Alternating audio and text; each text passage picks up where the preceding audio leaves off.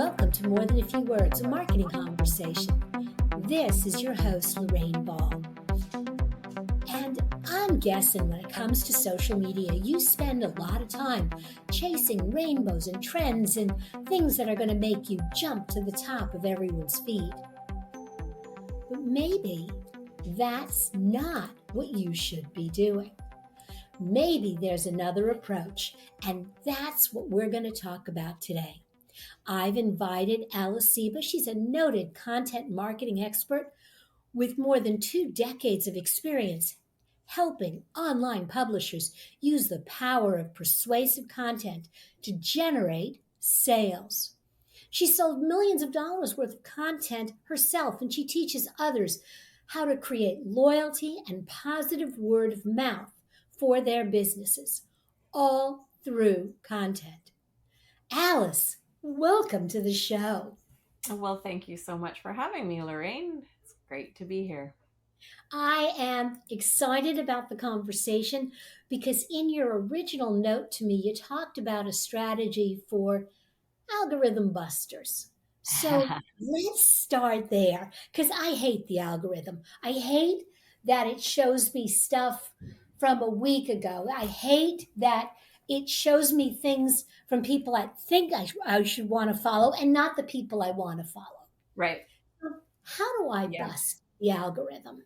Well, so, I mean, that's the thing is that the algorithm is rewarding certain creators and it's kind of pushing us littler guys out, right? And so I guess at the core of it, we have to remember that we're doing business with people. We're not doing business with algorithms. And so I think remembering that, building connections with people who you can partner with, and also in your own community, your audience and stuff like that, like working to deliver something to them that connects you with them, and collaborating with people, even collaborating with people in your own audience, getting their own stories. I mean, you do podcasts in the same kind of way, right? Like you're connecting with people, you're sharing stories, and that is creating community. And that we have the power to tap into each other's audiences and stuff like that. So where the algorithm may ignore us, we can still reach people because we are leveraging our connections with human beings.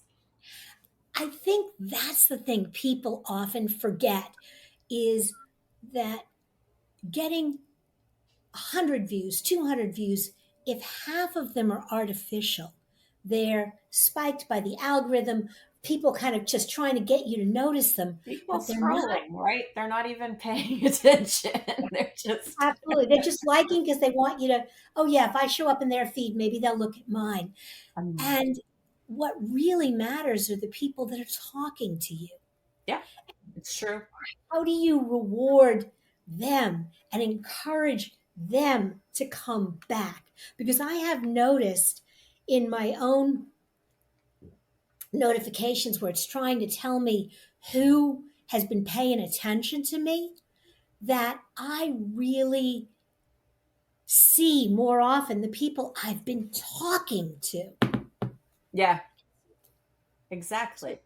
So And how do so you I think you have a silent part of your audience too that keeps coming back, and then they're going to buy your products and things like that too. There's a lot of that as well.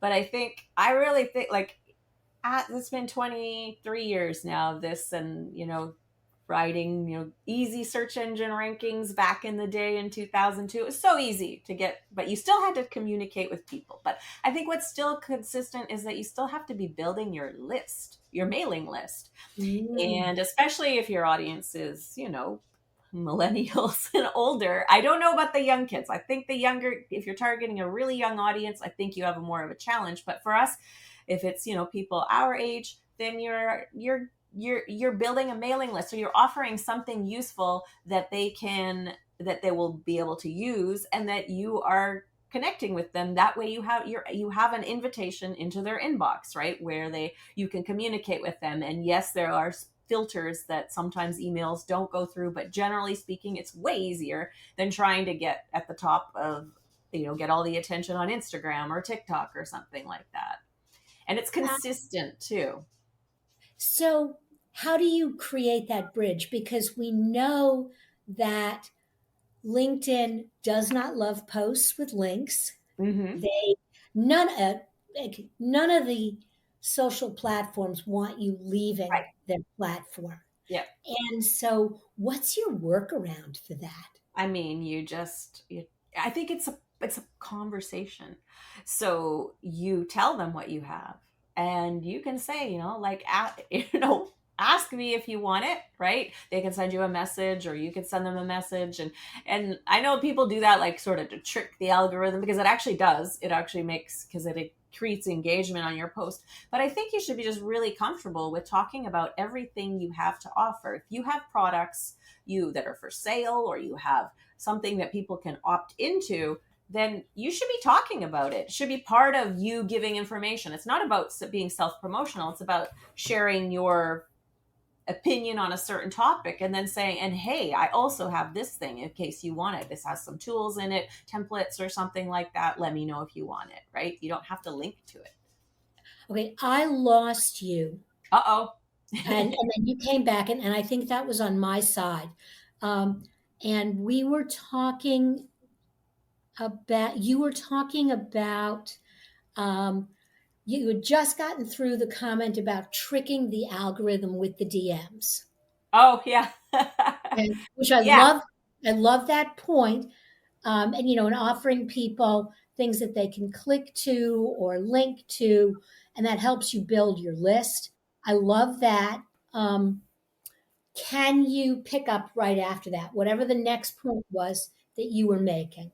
Yeah, I think what I was saying is that, make it a natural conversation. So you're not just going to be like, post, okay, I have this thing. Do you want? I mean, occasionally you'll do that too, but it's part of the conversation you're always having. If you give advice or tips on a certain topic, and you have a free thing that goes with that, mentioning it often so that people know it. It doesn't have to be the central part of your post, but it's like, you think of it as talking to a friend. If you were talking to a friend and giving them advice, and you knew of a product or something free they could grab to help them, you would be telling them. So you're just adding that information, and it's useful, and people want this extra stuff. And if people don't want that and they object to it, then perhaps they're not meant to be part of your audience. Like, the people who love you are going to want to know all the stuff you've got. So don't, make it a part of what you talk about. Absolutely. And I like the idea of the DM. So you're not sharing it in the feed, you're not sharing the link in the feed. And initially, I like the idea of maybe just an offer that as soon as you get the DM, you send it to them. And there's essentially no email sign up, but then you can stalk them and find out what their email is, and Yep. ask them if it'd be okay to add them to your list after they get it. Or, Yeah. hey, I sent Smart. you that. Want to know if it was good. Yeah. Or, I mean, the link that you give them in the message can be to go sign up as well, too. Mhm. Um, I've heard of people too, even like advertise. I saw a story about a video a woman made. I don't know if you're familiar with Russell Brunson, but it's one of the ladies that works with him a lot. And she did a similar thing with a video, and that, like, just kind of amplified it a lot. And then they paid for ads for the same thing. And she, like, the amount of subscribers she got just from that, right? And there are automated ways, which I don't know. I don't really get into technology so much, but there are automated ways too. If someone leaves a comment and says a certain thing, then it can generate a message, and, like, a lot of that can be done for you as well. Like, because it can be overwhelming, right? Like, I got to go answer all these messages, and you want to be timely.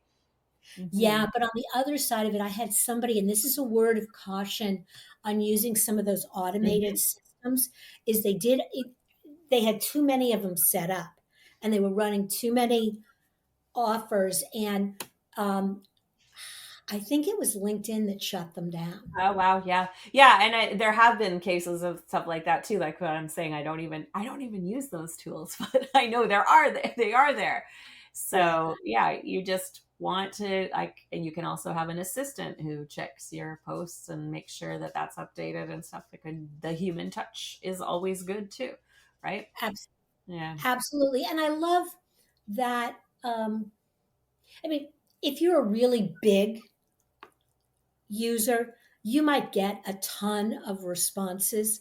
but the average person's going to Exactly. get it. You know, if you get 10 requests for whatever you're offering and you only do it once every 2 weeks, Yeah. you know,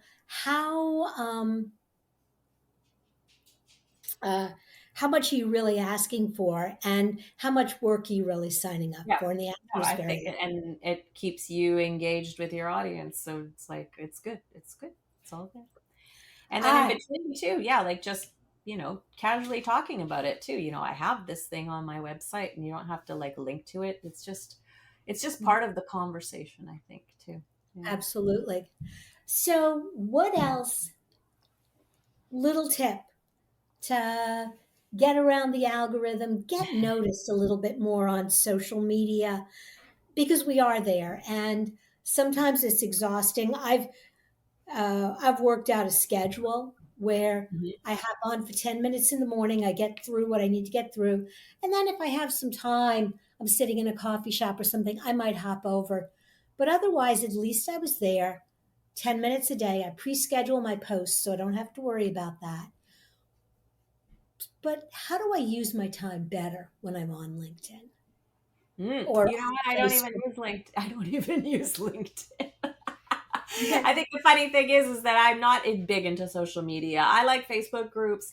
I like reading a lot of stuff on social media, but I really do try to leverage the working directly with people too. So like we have affiliates who promote our products or creating products or different offers with people, like going directly to the people. And I think even like Facebook, I think the most use I have out of it is my direct messages. And that's not trying to sell, that's like connecting with other people who are reaching similar audiences to me. That's the biggest use I have for Facebook, is because I have met these people in different groups or from even in-person events, and they become connections there. So it's actually a more of a one-on-one communication tool for me overall. And that's a better use of my time, I think, often too, because those are people who can bring more traffic to me, or I can also bring traffic to them, and then that makes me money as well. So I love yeah. that. I Hmm. love that. Okay. I think this is a great place to wrap up Okay. and pin in it. And I'm going to encourage people, if you are curious about what Alice Seba is doing, if you'd like to learn more, she's got a free success kit on her website. It is a $197 value toolkit with action plans and templates. And there will be a link in the show notes to numu.com/ oh God, I'm not even going to read this. There Oh, will silly me for not doing a short link. there will be a link in the show notes. Check it out. Yep. It is definitely worth taking a look at how you can improve the response and the results you're getting from your community. And if you've enjoyed this conversation, be sure to head over to More Than a Few Words and check out our archive. There are hundreds of conversations just like this. Subscribe to our newsletter so you never miss another episode. This has been another episode of More Than a Few Words. Thanks for listening.